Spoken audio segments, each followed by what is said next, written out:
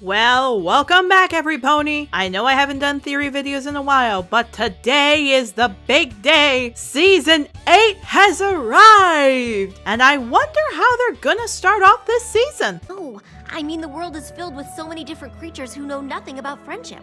We need help if we're gonna teach them all about friendship.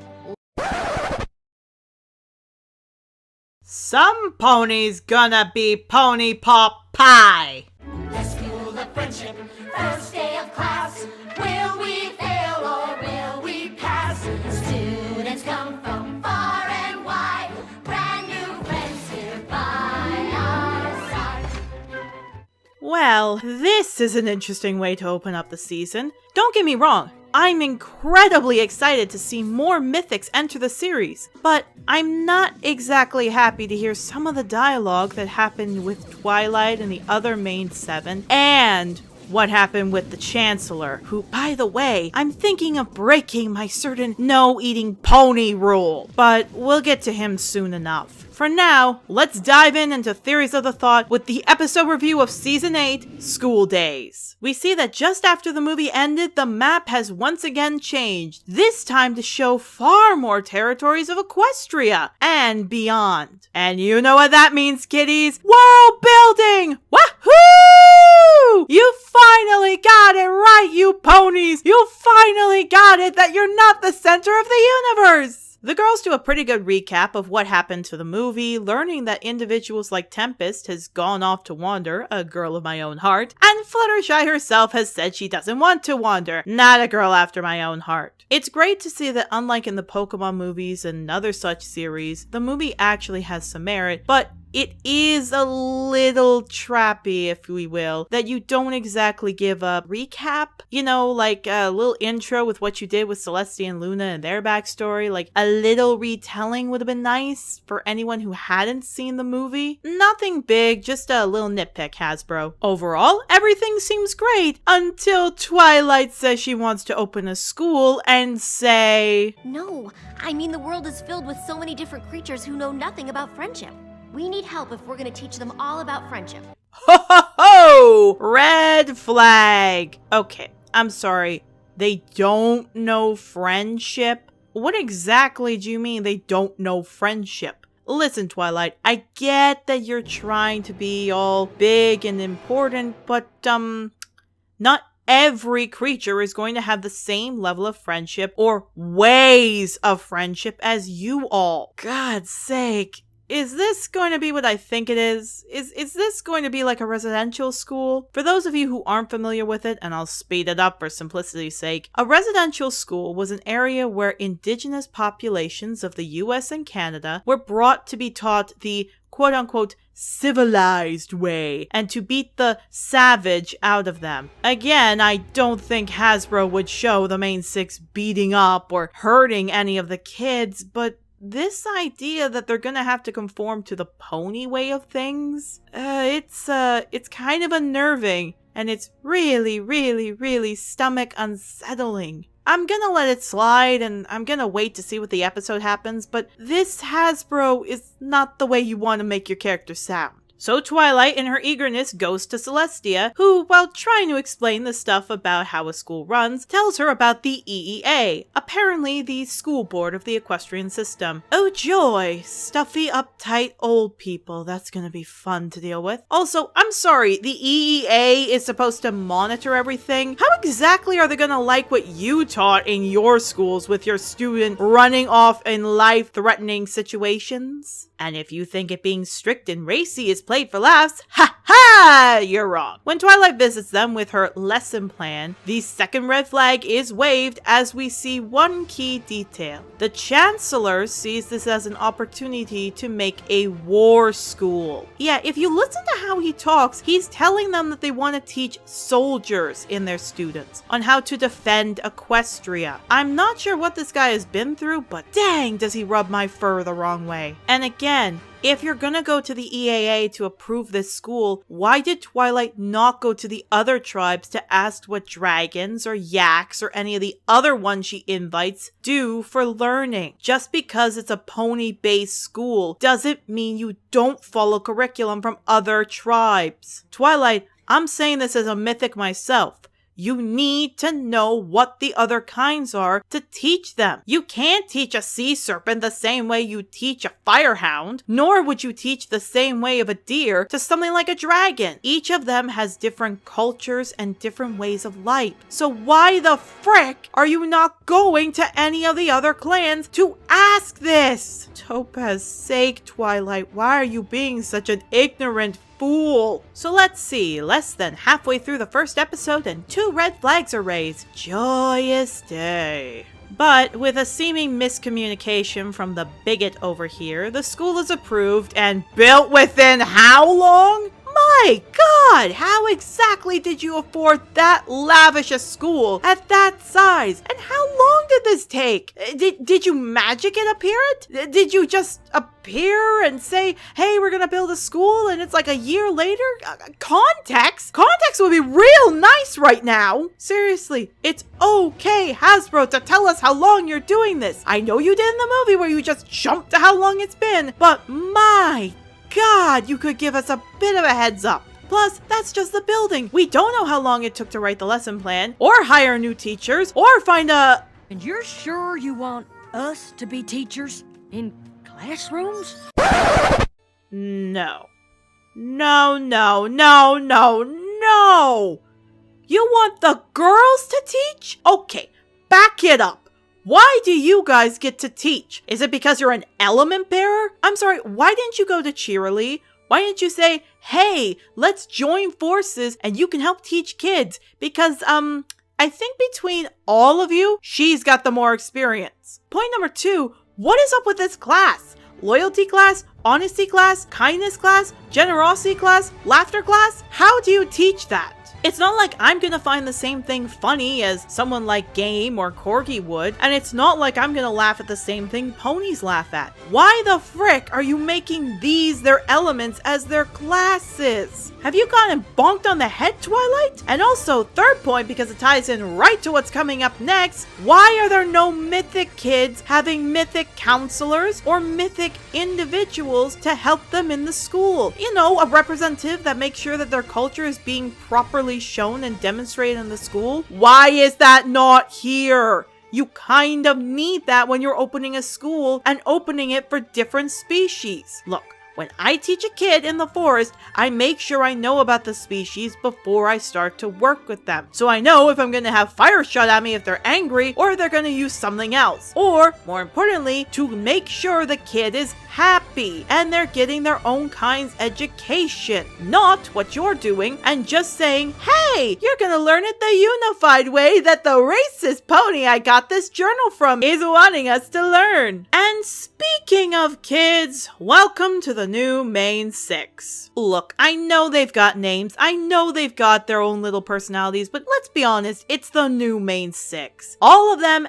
act as one of the main 6, if not kind of lump in and share with individuals. We got Smolder, who's a dragon, who seems a lot like Rainbow Dash and Applejack, who's dropped off by Ember, who's a general dragon. Gallus, the new griffin, who's dropped off by Gruff, which kind of seems to be the new Rainbow Dash. Snippy, overconfident, pushy, and also seems to know Gilda and Gruff. Yana, the new Pinkie Pie, who's just a clumsy good gal, who's just weird, funny, and oh yeah, has an anger like the Hulk, and dropped off by Prince Rutherford. Ocellus, who I'll admit I'm probably gonna mess up that name a lot this review, who's the new Changeling, dropped off by Thorax, seems to be the new Fluttershy in Twilight, and very similar to Thorax and Pharynx. I wonder if maybe she's related to the two. Sandbar, who's the only pony and seems to be close to either Tree Hugger and Zephyr Breeze, or maybe Rarity and Fluttershy, depending on how you want to look at it. Or even honestly could be the new Spike, considering he's the only non-pony in the group.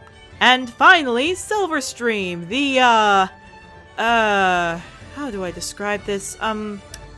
Thick as a brick when it comes to idiocy, and a bit of a jumpy personality like Pinkie. She's a pretty good gal, but not the brightest bulb in the socket or the sharpest nail in the box. Also, she's a frickin' niece of the queen? What? You're telling me this little thing was around and we didn't see her? Holy Faust! That could have been interesting in the movie, but I guess they want to substitute Skystar in for something. Of course, each of them stand out in their own little way, and we see some good communication and interaction between the different kinds and ponies. But gee, I wonder if it's gonna fail.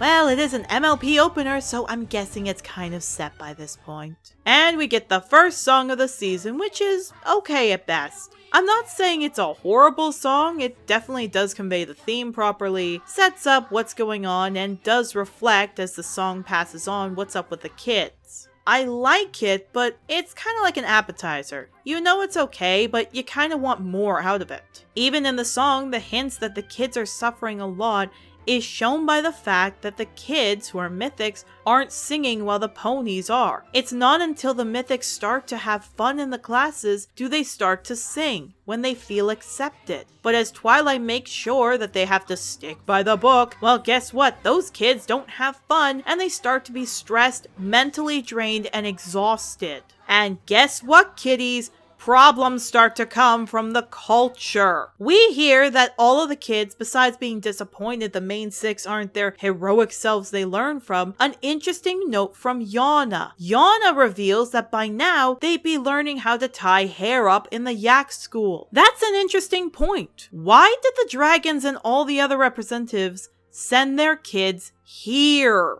They're learning what? The pony way of friendship? When they could be learning cultural stories, how to deal with stuff that's specific to their species, and understanding what's going on, like with Yana's braids, or maybe a way to fly better for Gallus and Smolder, or maybe a way to change better for Ocellus, or maybe a way to understand land for Silverstream. I get it, you want to make it seem like the kids are having issues because of the lessons being boring, but honestly, I think it's because it's not any cultural stimulation for their kind. For example, if I went there or I had a kid who was going there, I'd give a lesson plan to things about my kind, like how we like cold temperatures, so maybe some lessons out in the mountains and snow would be better. Claw sharpening areas so the kid could keep their claws sharp and practice marking. And of course, for the other predators that have come in, hunting lessons and foraging for the prey animals. Holy topaz, Twilight, you really are messing up here. And I'm not the only one who thinks so. The girls confront Twilight about how this is a boring and stupid school, and though she still wants to stick to it, the kids decide to go off. Thanks to a little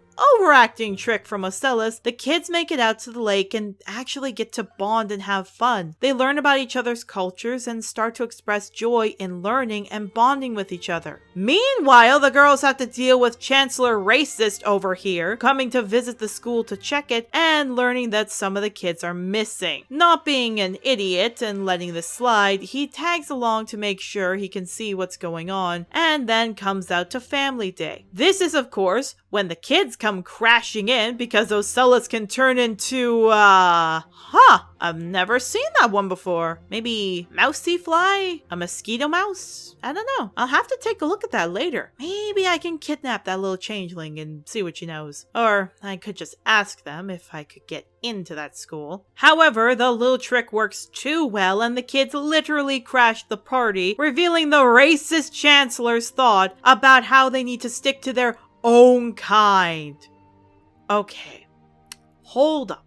Stop the music, stop the party, hang the buck up! Okay, Twilight, this is when you should have said, I'm not listening to you, and clearly stood against the Chancellor. In fact, you should have done this when he said, I want to make sure the kids can learn defensive strategies to not be invaded again. This is a frickin' bigoted racist pony who should not have been in charge in a school that's meant for integration, not segregation. Because now, guess what, Twilight? You've got 5 nations hurt, you've got 5 kids who probably are upset of them being their own frickin' selves, and shown the other nations what the heads and power of Equestria sees their frickin' kinds are. Isn't this a peachy sight? Kinda reminds me of when I go into town and ponies scream at me. Look, people, I know it's confusing of why I'm getting this upset, even though the girls are trying their best to integrate the kids. But let me try and put it to you all this way. What's happening with the kids, or what no doubt will happen with the kids, is cultural death. In a sense, cultural death is when individuals are taught one way of thinking and not allowed to express or try their other methods of thinking or practice their own culture's belief. Ocellus is a changeling. She likes to change.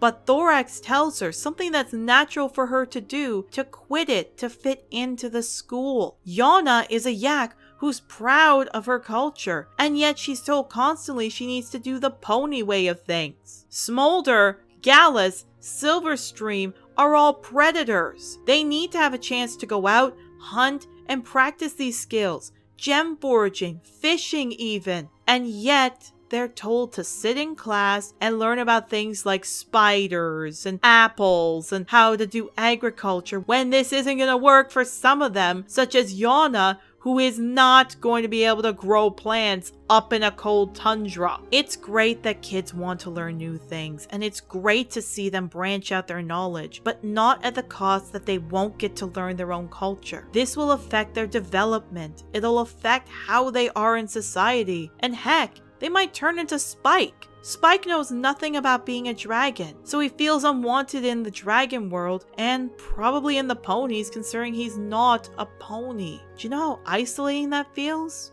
I mean, look at me. I'm a winged wolf. There's no other winged wolves around. It can get lonely. It can get sad not having anyone around. And I'm an adult. How do you think that makes it for a mythic or others who are just developing? This is serious and can be detrimental on any of the kids' mental health and social being and general belonging in their tribes and clans.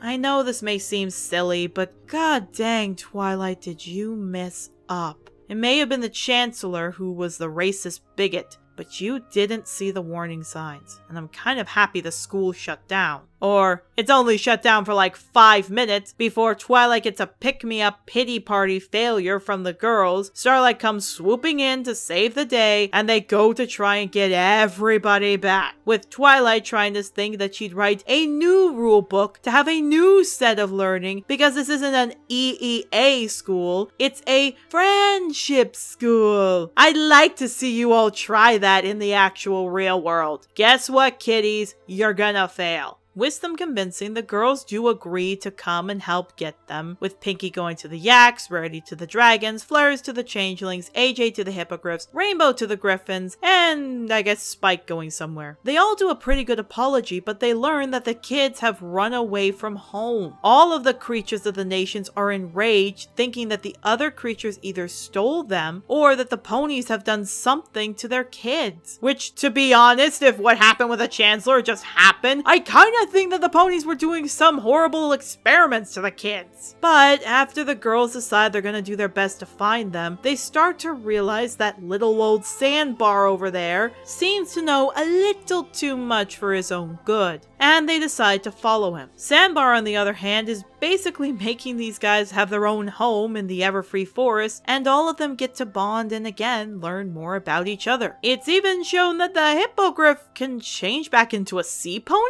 Huh, I guess maybe it's that little crystal around her neck. Which does beg the question, is the crystal the pearl or is the crystal something else? Is it broken up? But then why would they break it up? Wouldn't that destroy the crystal? And I'm gonna stop talking because this video's gone on long enough. And as the kids are about to settle down, they meet, It's a Pukwudgie. No, that's a bush willy. Or at least seems to be some kind of a bush willy. For those of you who are confused of what I'm talking about, bush willies were used in Generation 1. Basically, they were fluff balls that could talk. Kind of like Tribbles, except you could actually understand these things. And like everything that's revamped in Generation 4, these guys come with weapons! And trust me, I have no problem with this. These guys I could say is a level 5 out of 10 danger level with sharp projectiles, fangs, and claws, being able to pierce through many items. It is advised to avoid their backs, and these little annoying creatures are not good if you've got a garden, but can apparently be easily outgunned by the main 7 coming to the rescue. After some magic, throwing them away, tying them with bows, cannoning them out of existence and apparently giving them hugs and saying please go away. The Pogwog. God, that's not gonna be easy for me to say. I'm just gonna call him Bush Willie 2.0. The Bush Willie 2.0s go away, and the main 6 ask for the kids to come back. As they take off the big old lock and they're able to express themselves and say how they've learned their mistakes, Mr. Racist Chancellor comes back in. Again, I'm so very tempted to remove my don't eat a pony rule. But Twilight is prepared again with revealing that she has built a new curriculum, guidelines, and rules and is the founder of the first friendship school. Which, you know what? I'm gonna forgive you, Twilight. You have been forgiven by the big winged wolf of the forest. The Chancellor, on the other hand, is going to be roasted. Which, after that little confrontation, moves into the next song. Honestly, is I think the one everyone was more excited for. It's less chanty, has more solos for characters to get them, and allows everyone to be more together. Again, there's a few lines that could be interpreted making you flinch, which is saying that you're gonna take the knowledge and spread it across the land. It could be taken less innocently and saying we're gonna teach it just the pony way and spread the pony ideology, but it can also be, and I'll give them this, probably just teaching acceptance and tolerance of other species. At least, I really hope that's what they're going for. And with a funny little gag that Ember's weakness is singing, having so many different characters coming in to finally accept everyone as everyone, we get a new adventure awakening with a school for mythics. And that was the Season 8 opener. What did I think? Okay, I know people are confused of why me, the mythic gal myself, would not like to see this, but again, I'm not seeing other cultures here, I'm just seeing ones we've seen. If they suddenly had a full school of mythics, or mythics were the only ones that came in, yeah, I'd be interested. But it's just ponies and 5 mythics. Literally not that interesting for me to see, and it's not even mythics that we haven't seen time and time again. The only new one is the hippogriff, but we had a whole movie on them. Overall, the story is okay, the villain is pretty nice, the meaning is great, though it can be taken badly at times, and you know what? It's an okay beginning. It's not like a certain beginning season I'm not going to frickin' mention, but it is a better season opener than I have seen in others. And you know what? I can't wait to see what the kids are like. I just pray to Faust's sake they're not gonna push the kids to the side or use them as just means of dialogue or plot relevance. But if you'll excuse me, I have my own lessons to teach for a mythic class coming up. See, just because there are mythics who are in the tribes, there's a lot of mythics in the, well, Everfree that I live in that need some help. So if you all excuse me, Teacher Starling is off to go teach a Corinne how to breathe fire. See you all next time, and remember, this has been Silver Starling, hoping your travels are light and your road is safe until we meet again. Look around, it's amazing. I can't believe that it's real. Students galore, new ideas to explore. Can't contain the excitement I feel. Can't mess up, can't afford a mistake now. Think success, keep it firm.